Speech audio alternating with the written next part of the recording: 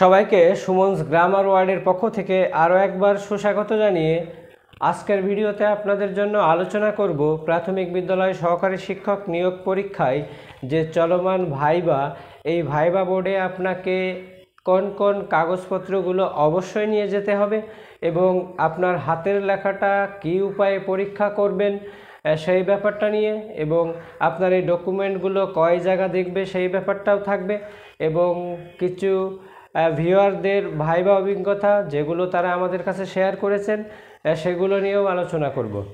তো প্রথমেই বলি যে আপনাকে ভাইবা বোর্ডে যাওয়ার পূর্বে আপনার অ্যাপ্লিকেন্ট কপি, আপনার লিখিত পরীক্ষা বা এমসিকিউ পরীক্ষার প্রবেশপত্র, আপনার জাতীয় পরিচয়পত্র, আপনার নাগরিক সনদপত্র এবং আপনি যে ওই স্থানের স্থায়ী বাসিন্দা সেই মর্মে একটা প্রত্যয়নপত্র, এবং আপনাকে এসএসসি, এইচএসসি, অনার্স, মাস্টার্স এই 4টা সার্টিফিকেট নিতে হবে, এবং আপনাকে শুধুমাত্র একটি মার্কশিট নিতে হবে, সেটা হলো আপনার অনার্স, বা আপনি যদি ডিগ্রি কমপ্লিট করেন তো অবশ্যই আপনার ডিগ্রির মার্কশিটটা নিতে হবে।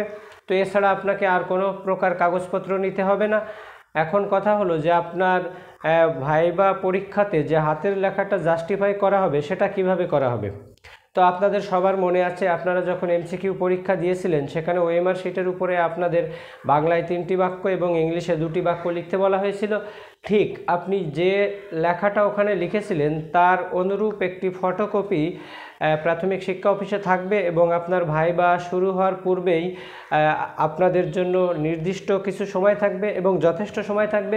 ওই সময়টাতে আপনাকে আবার নতুন করে হাতের লেখার জন্য কাগজ দেওয়া হবে, বা আপনি যেভাবে ঠিক সিগনেচারটি করেছিলেন আপনার অ্যাপ্লিকেন্ট কপিতে আছে, আপনি যেটা লিখিত পরীক্ষাতেও করেছিলেন ঠিক অনুরূপ একটি সিগনেচার আপনাকে করতে হবে, এবং আপনি ঠিক যে বাক্যগুলো এবং সেন্টেন্সগুলো আপনি লিখেছিলেন ঠিক সেই বাক্যগুলো এবং সেন্টেন্সগুলো আপনাকে লিখতে হবে।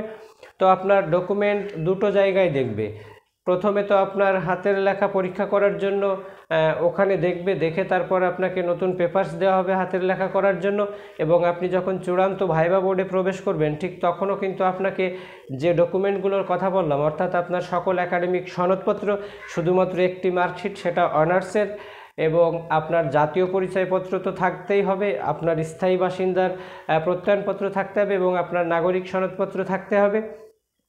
তো এই ডকুমেন্টগুলো অবশ্যই আপনি সাথে রাখবেন। এবং ভাইবা বোর্ডে আমি অনেকের কাছে, আমার অনেক ভিউয়ারদের কাছে শুনেছি যে এই সার্টিফিকেটগুলো নিয়ে কিন্তু স্যারেরা বিভিন্ন ধরনের কোশ্চেন করছেন। এমন কোশ্চেন করতে পারে যে আপনার এসএসসিতে তো রেজাল্ট খুব খারাপ, ইন্টারমিডিয়েটে অনেক ভালো, এর কারণ কি? বা এমন কোশ্চেন হতে পারে যে আপনার এসএসসি ইন্টার দুটো রেজাল্টই তো ভালো, আপনার অনার্সের রেজাল্ট এত খারাপ কেন?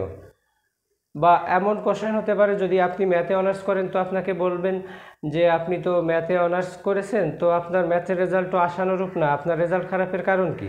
বা আপনি ইংলিশে অনার্স করলে আপনাকে এমনও বলতে পারে যে আপনার এসএসসি ইন্টারমিডিয়েট রেজাল্ট তো অনেক ভালো, অনার্সে তো খারাপ কেন?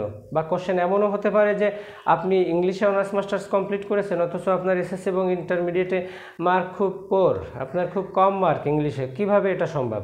তো যাই হোক, তারা অনেক কোশ্চেন করবেন, এবং সবথেকে বড় কথা যেটা ভার্সিটিতে যারা পড়েছেন তাদের কিন্তু একেবারেই নাস্তানাবুদ করে দিচ্ছেন ভাইবা বোর্ডে। বিশেষ করে কিছু সাবজেক্ট আছে, মার্কেটিং, ফিনান্স, ম্যানেজমেন্ট, অ্যাকাউন্টিং, এই জাতীয় সাবজেক্টে যারা আছেন তাদের আসলে কি জানি ধৈর্য পরীক্ষায় হয়তো বা করছেন স্যারেরা। আপনাকে বেশ কিছু তিক্ত অভিজ্ঞতার মধ্য দিয়ে হয়তো যেতে হবে। আপনার সাবজেক্ট ওয়াইজ এমন কিছু কোশ্চেন করবেন যেগুলো আসলে এক্সেপশনাল। সবথেকে বড় কথা যে আপনার ভাইবা বোর্ডে আপনার সাবজেক্টের যদি কেউ থাকে তো অবশ্যই আপনার অনেক গভীরে প্রবেশ করবেন কোশ্চেন করতে করতে।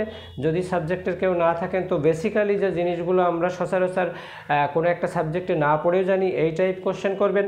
তো কোশ্চেন এমনও হতে পারে যে আপনি ঢাকা ইউনিভার্সিটিতে অনার্স মাস্টার্স কমপ্লিট করে আপনি প্রাইমারি চাকরি কেন করবেন?